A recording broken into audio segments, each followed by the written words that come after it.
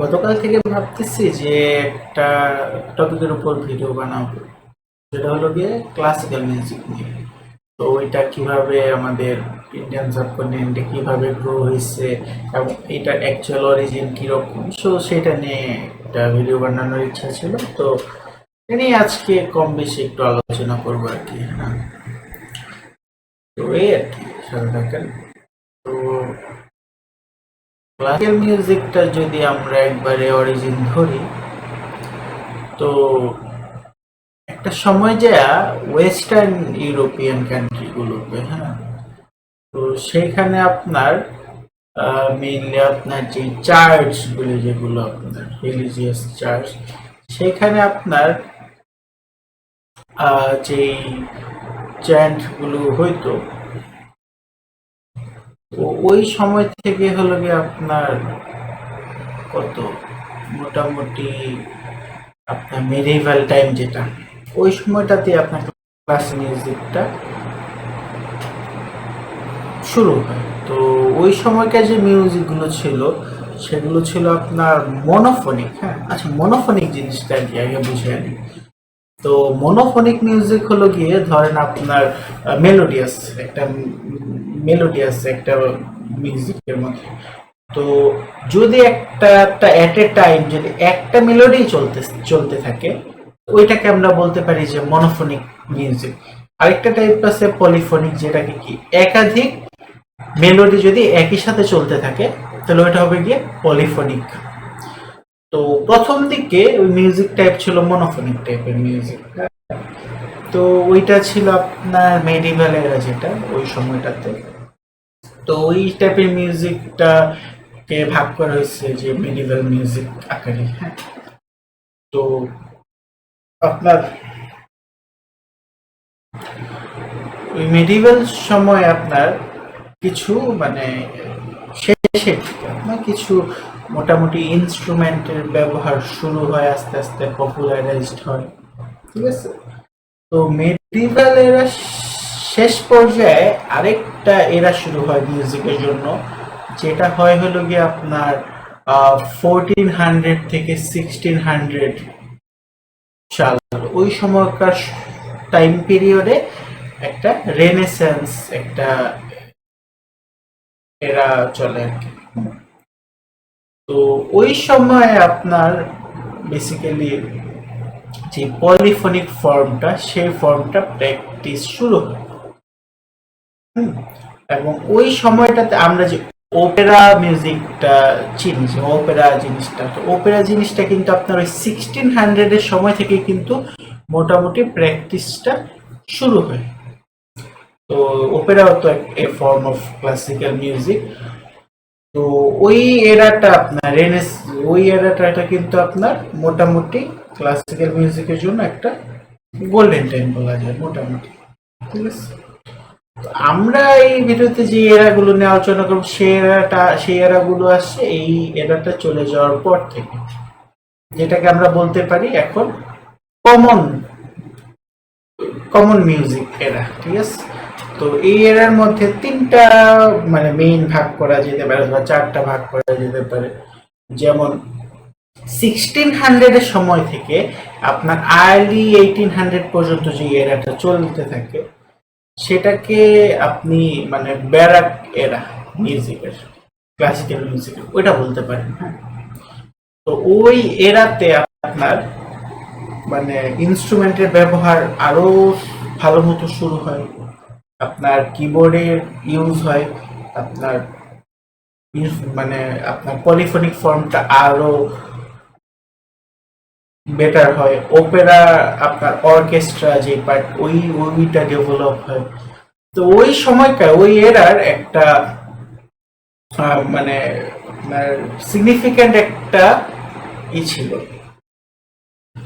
Artist ছিল, যার নাম হলো কি আপনার জোনাথন সেবাস্টিয়ান ব্যাক, অথবা জে.এস. ব্যাক বলা হয়। আপনারা যারা ক্লাসিক্যাল মিউজিক একটু কম বেশি ফলো করে থাকেন, তারা কিন্তু ওনার নাম শুনছে মানে, কারণ he is one of the best in the classical music genre. যাই হোক, তো সে এক টাইপের স্টাইল ফলো করতো, যে স্টাইলটা আপনারা মানে তার ওই স্টাইল একটা নাম আছে ফাজ স্টাইল। হ্যাঁ, তো ফাজ স্টাইলে আপনার অনেকটা এরকম যে আপনার যে ভোকাল, আপনার ভয়েস, তো একসাথে লাইক মাল্টিপল ভয়েস একসাথে চলতে থাকে, তো ওই টাইপের একটা স্টাইলকে ফাজ স্টাইল আর কি বলা হয়। যাই হোক, তো ওই সময়টাতে আপনার খুবই সুন্দর সুন্দর কম্পোজিশন হয় ওই এরাটা, ঠিক আছে।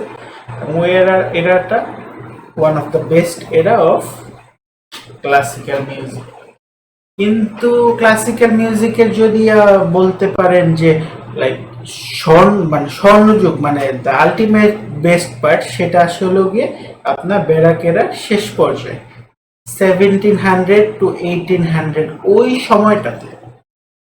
ওই সময়টাতে আপনার এখন আমরা যাদের ক্লাসিক্যাল মিউজিশিয়ান হিসেবে চিনি, ওই সময় তাদের আবির্ভাব হয়।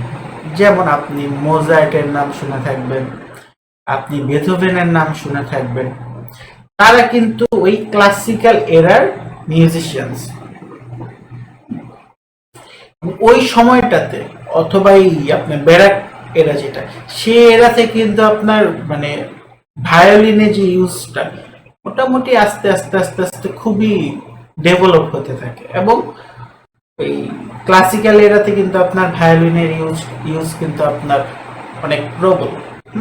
যাই হোক, তো ওই এরাটা আপনার দা মানে সবচেয়ে সেরা সময় বলতে পারেন ক্লাসিক্যাল মিউজিকের জন্য, ঠিক আছে।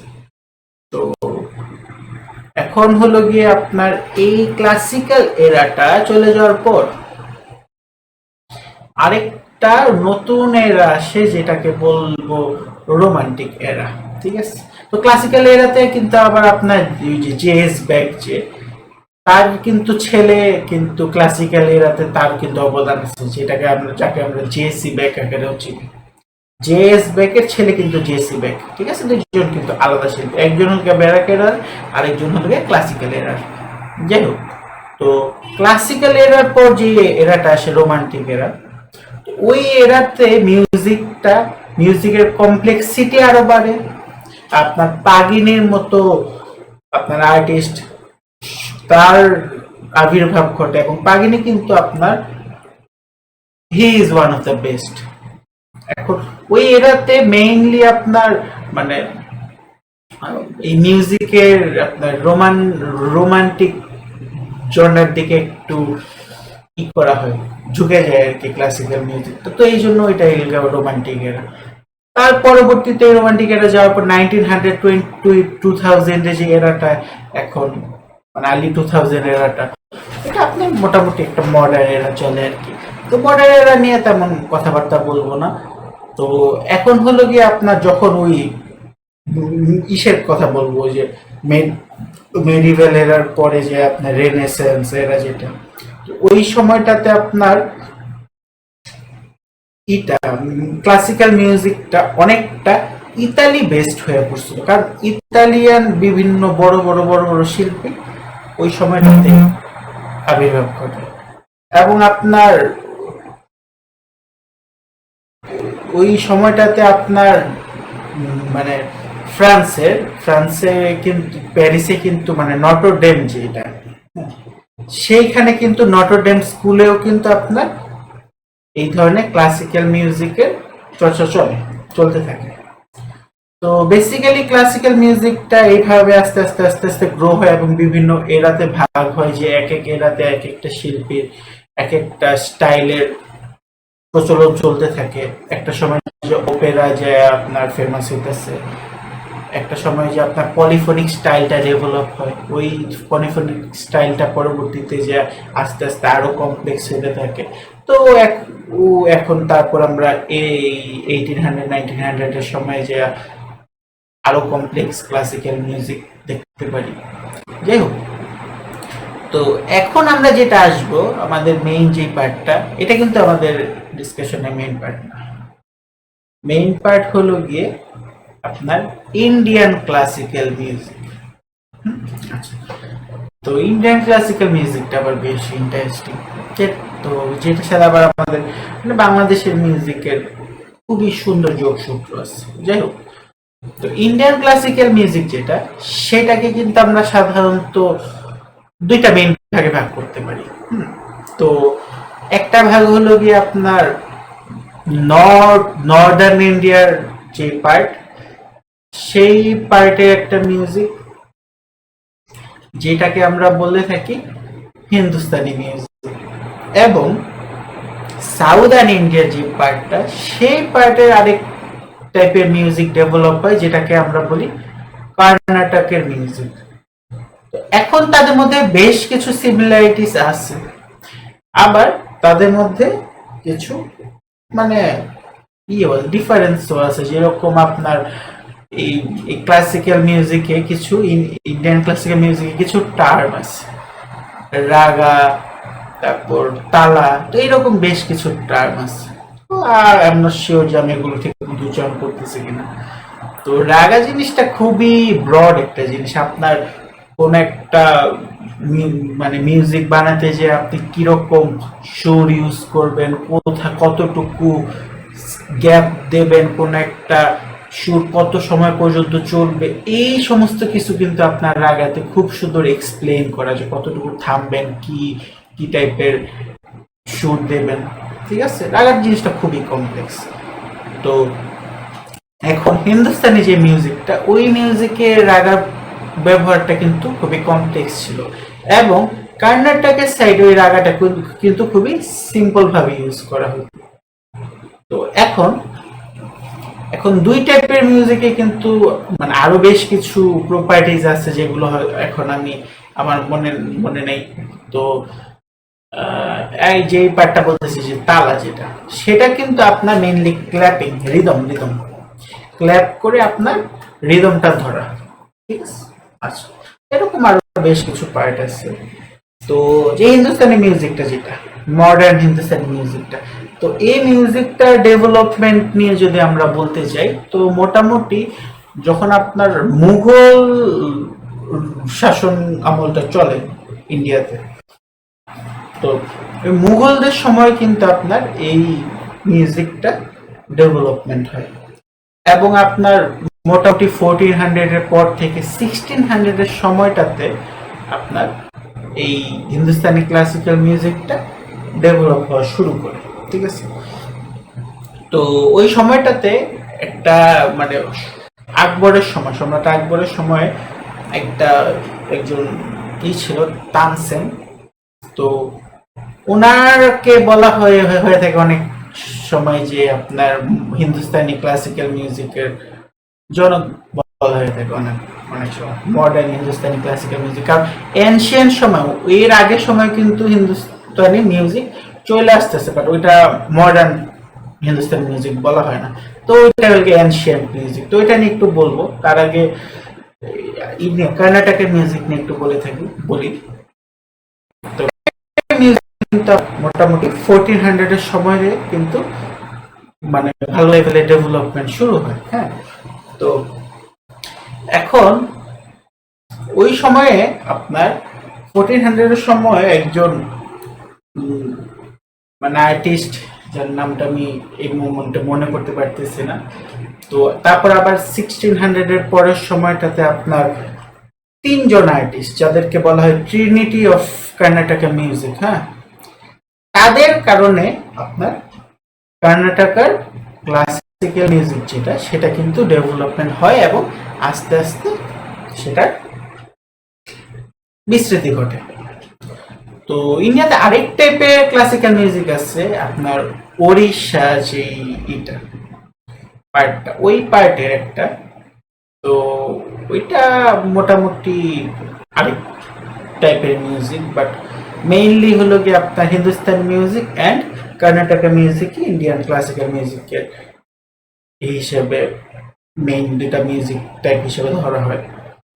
তো এখন আমাদের যে এই ইন্ডিয়ান যে হিন্দুস্তানি মিউজিকটা, সেই মিউজিকটা কিন্তু আপনার আবার অ্যারাবিয়ান, তারপর ইরান, টার্কি মানে তুর্কি যেটা, তো ওই দেশগুলোর ক্লাসিক্যাল মিউজিক থেকে কিন্তু আপনার অনেকটা ইন্সপায়ার্ড, অনেকটা ইন্সপায়ার্ড।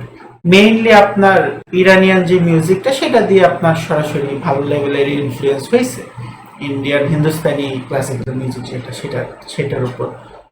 তো যাই হোক, এনশিয়েন্ট সময় কিন্তু মানে যে মানে মুনি ঋষিদের কিন্তু কিছু বইতে কিন্তু আপনার ক্লাসিক মানে মিউজিকের প্র্যাকটিস কিন্তু লক্ষ্য করা যায়। তো ওইটা হলো কি এনশিয়েন্ট মিউজিক। তো আমরা দেখতেছি যে মডার্ন ক্লাসিক্যাল মিউজিকের যে পার্টটা। তো এখন আমাদের বাংলাদেশে, হ্যাঁ বাংলাদেশে ক্ষেত্রে যদি বলি, তো বাংলাদেশের মিউজিকে ক্লাসিক্যাল মিউজিক সেখানে কিন্তু আপনার হিন্দুস্তানি ক্লাসিক্যাল মিউজিকের কিন্তু বিশাল বড় প্রভাব রয়েছে। যেমন এখন বাংলাদেশি মিউজিক ক্লাসিক্যাল মিউজিকের মধ্যে বেশ কিছু ভাগ করা যেতে পারে আমাদের। যেমন একটা সময় নজরুল রবীন্দ্রনাথের যে সময়টা, রবীন্দ্রনাথের যে মিউজিকটা, এটা মোটামুটি পুরোটাই হিন্দুস্তানি আপনার ক্লাসিক্যাল মিউজিক, সেটার আওতার মধ্যেই পড়ে, সেটার মধ্যেই পড়ে। রবীন্দ্রনাথের ওই মিউজিকে ভালো লেভেলের রাগার ইউজ করা হয়েছে। তো আমাদের দেশের ফোক সঙ্গীত যে পার্টটা, সেই পার্টটাও কিন্তু খুবই পুরনো। লালন গীতি বল, তারপর হাসন রাজার সময়কার গান, তো ওগুলো নিয়ে আরেকদিন আলোচনা করা যাবে বাংলাদেশের ফোক মিউজিক নিয়ে। বাট বাংলাদেশের এই ক্লাসিক্যাল মিউজিকটা অনেকটা হিন্দুস্তানি ক্লাসিক্যাল মিউজিকের দ্বারা ইন্সপায়ার্ড, এবং হিন্দুস্তানি ক্লাসিক্যাল মিউজিকটা কিন্তু আবার আপনার এই যে ইরানিয়ান মিউজিক, আরবের মিউজিক, সেটা দিয়েও কিন্তু ইন্সপায়ার্ড। ঠিক আছে, তো এই আর কি আমাদের মানে এটা নিয়ে আর কি একটু মানে আলাপ আলোচনা করলাম যে ক্লাসিক্যাল মিউজিকটা কিভাবে কি হইলো, কিভাবে কি হইতেছে, এই আর কি। তো যাই হোক, আশা করি এখন আমি জানি আমার এইটাতে বেশ কিছু ভুল হয়েছে, কারণ আমার মানে ভিডিও করার এরকম অভ্যাস নাই। আস্তে ধীরে হয়তো বা জিনিসটা মানে ইমপ্রুভ হবে। যাই হোক, এই তো, আমার সাথে থাকার জন্য ধন্যবাদ। আল্লাহ হাফিজ।